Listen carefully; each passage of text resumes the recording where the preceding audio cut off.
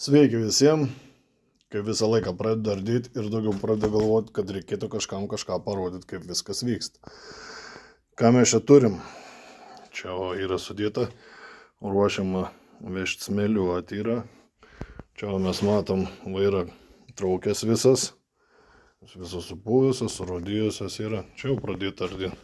Guoliai, salnikai paruošta smėlėjimui vežti.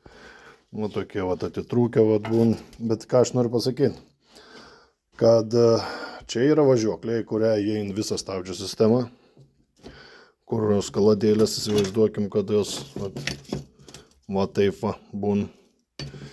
Ir jas reikia restauruoti arba naujas pirkti. Naujų kaina, jeigu aš neklystu, yra apie 400 eurų vienos skaladėlės. Gal 200, neatsimenu, žinau, kad šimtais. Čia viskas, ką jūs matote, tai šimtais, kiekviena detalė, kurią paims. Tu gauni pilną važiuoklę kartu su vairu, su vairo mechanizmu viso, su stabdžių sistema, su šarnyrinė sistema, kuri tais laikais, jeigu kas nežinoja, tai čia yra vien šarnyras. Tuometinis šarnyras ir jisai sukas šitie į tą vietą. Jie viskas turi žinoti, kaip sureguliuoti juos su savo tepimo taškais. Yra. Ką norėčiau pabrėžti. Labai išardyta netoks vais, aišku, gaunas. Bet jau surinkti įsivaizduojate, jeigu jinai buvo tokiam stiliui. Tai norėčiau pasakyti, yra du būdai restauracijos, taip vadinamos, tokios važiuoklės.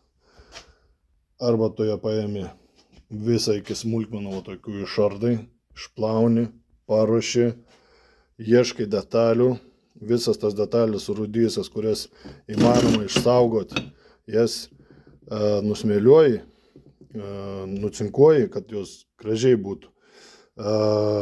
Viską į smėlėjimą, išardytą būtent, ir atrestauruoti, suvirint, kur reikalingas dalis.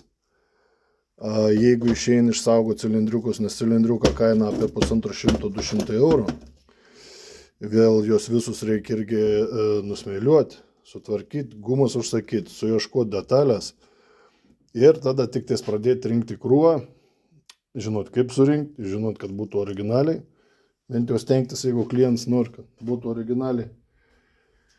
Tai čia yra vienas ir sunkiausias būdas ir jis taip daugmaž atrodo, jis yra bjaurus, ypač tepalai tie visi čia, kuriuos reikia išplauti, sėni tie, kuriuos visus reikia nulupinėti.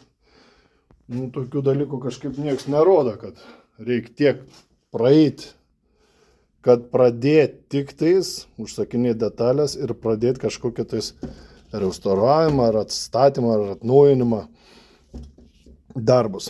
Ir yra kits būdas, kur galėjom nieką neardyti, nuvežti smėlerkę, nusmėliuoti, tegu priein čia visur smėlė, tegu priein, tarp kaladėlių priein smėlė, tarp judančių dalių tegu priein smėlė, tokių net nerestauruojam, nevirinam, čia viską nusmėliuosim, visur prieis smėlė, dar nušratuosim, visur tos irgi netidarinėjam, nieką nežiūrim, nors prašau, net nesisukint, kaip gali tai pasielgti.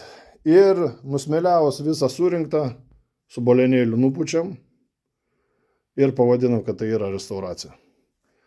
Tai mėly klientai, kurie galvojat, kad restauravimas tai yra nusmėlėjimas ir nudažymas ir kad gražiai atrodytų, aš manau visai kitaip.